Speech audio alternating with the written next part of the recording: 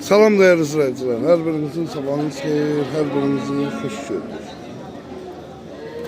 Ümumi Azərbaycanımızı, bütün qürbət ölkədə yaşayan qardaşları salamlayıram.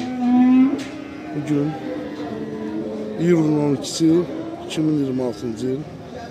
Qərdə mal bazarına çəkiliş edəcəyik. İnşallah YouTube kanallarımıza abunə olun, like verin ki, daha da sizler için güzel videolar çəkək, göstərək.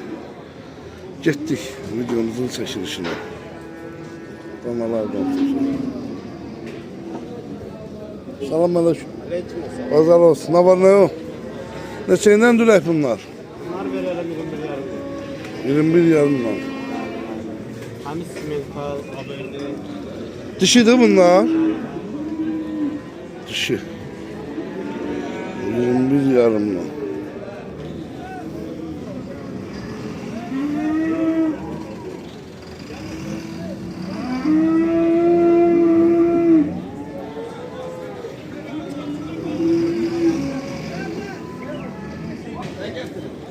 Videolarım çektim. Aralıyından ha.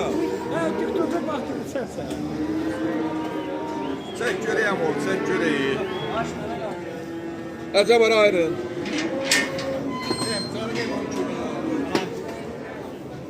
Vereceğiz sana. Şurada da olur.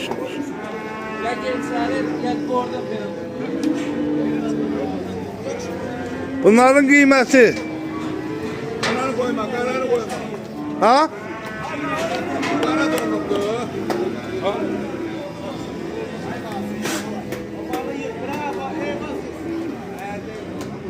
Koy götürelim.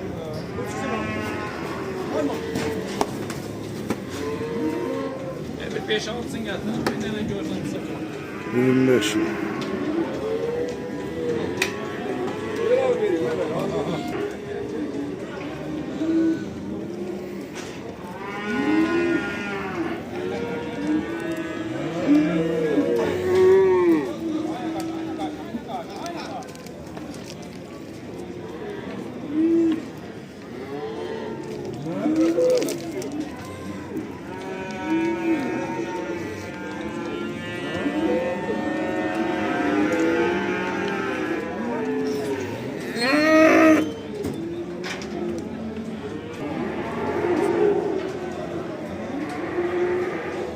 Neçəydəndir bunlar? 21 yarım.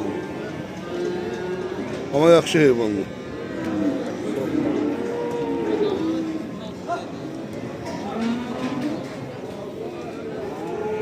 Her şey kulluğun.